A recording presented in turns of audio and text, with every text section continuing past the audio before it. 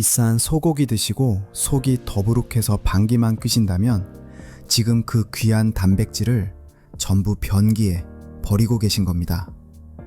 안녕하세요. 백세약방 약사입니다. 라디오처럼 편하게 틀어두셔도 좋습니다. 요즘 병원에 가시거나 TV 건강 프로그램을 보시면 귀에 딱지가 않도록 듣는 말이 있으실 겁니다. 나이 들수록 근육이 연금이다. 단백질 섭취 안 하면 걷지도 못한다. 맞는 말입니다. 우리 몸을 지탱하는 근육이 빠지는 근감소증을 막으려면 고기를 드셔야 합니다. 하지만 문제는 머리로는 아는데 몸이 안 따라준다는 겁니다.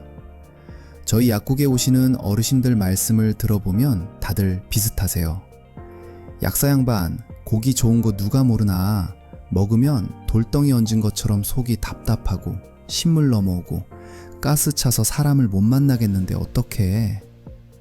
이러다 보니 결국 소화 잘 되는 밥, 국수, 떡 같은 탄수화물 위주로 식사를 하시고 근육은 점점 더 빠지는 악순환이 반복됩니다.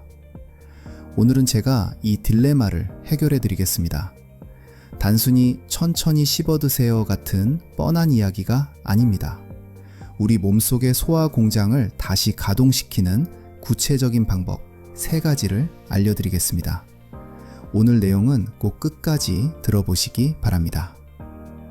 우선 왜 예전에는 돌도 씹어 먹던 내가 고기 한 점에 체하는지 원인부터 짚어보겠습니다. 범인은 바로 위산입니다. 우리 위장은 아주 강력한 염산인 위산을 뿜어냅니다. 이 위산이 단백질을 녹이고 살균하는 역할을 합니다. 위산은 우리 몸의 용광로와 같습니다. 센 물도 녹일 듯 뜨거워야 합니다. 그래야 고기가 분해되어 영양분으로 흡수될 수 있거든요. 그런데 이 용광로의 불길이 나이가 들수록 점점 약해집니다. 이를 의학적으로 저산증이라고 합니다. 통계적으로 60대가 넘어가면 20대 때 위산 분비량의 절반, 심하면 3분의 1 수준으로 떨어집니다. 위산이 충분하지 않으면 우리 위장에 있는 펩신이라는 단백질 분해 효소가 잠에서 깨어나지 못합니다. 펩신은 강한 산성일 때만 작동하거든요. 그 결과는 어떨까요?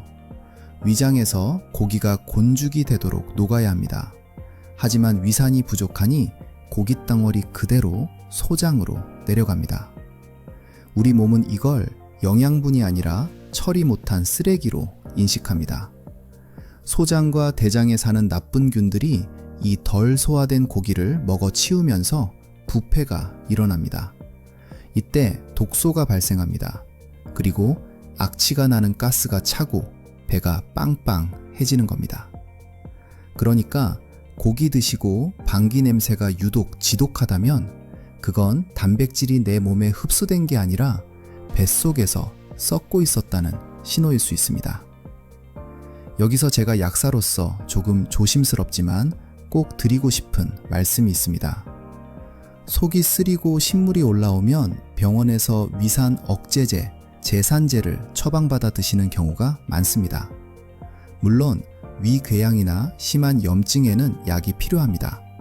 하지만 많은 어르신들의 경우 속쓰림의 원인이 위산이 많아서가 아닐 수 있습니다. 오히려 위산이 부족해서 생기는 경우가 많습니다. 이게 무슨 뚱딴지 같은 소리냐고요? 위산이 충분히 나와야 위장과 식도 사이의 밸브, 관략근이 꽉 닫힙니다. 그런데 위산이 부족하면 이 밸브가 느슨해집니다. 그래서 조금만 음식을 먹어도 역류를 하게 되는 것이죠. 그런데 여기서 위산을 더 줄이는 약을 드시면 어떻게 될까요? 당장 속쓰림은 줄어들지 몰라도 소화력은 더 떨어집니다. 결국 고기는 더 소화가 안 되는 악순환에 빠지게 되는 겁니다. 약을 드셔도 소화불량이 낫지 않고 더 심해진다면 내 위산이 부족한 건 아닌지 꼭 의심해 봐야 합니다. 자, 그럼 줄어든 위산, 꺼져가는 용광로의 불씨를 어떻게 되살릴 수 있을까요? 3가지 단계별 처방을 드리겠습니다. 첫 번째, 식전 5분, 신맛으로 시동 걸기입니다. 식사하시기 직전에 우리 뇌와 위장에게 신호를 줘야 합니다. 이제 고기 들어간다. 일할 준비해라. 하고 말이죠. 가장 좋은 방법은 식초나 레몬을 활용하는 겁니다. 특히 애플 사이다 비니거, 즉 사과 초모 식초라고 불리는 천연 발효 식초가 좋습니다.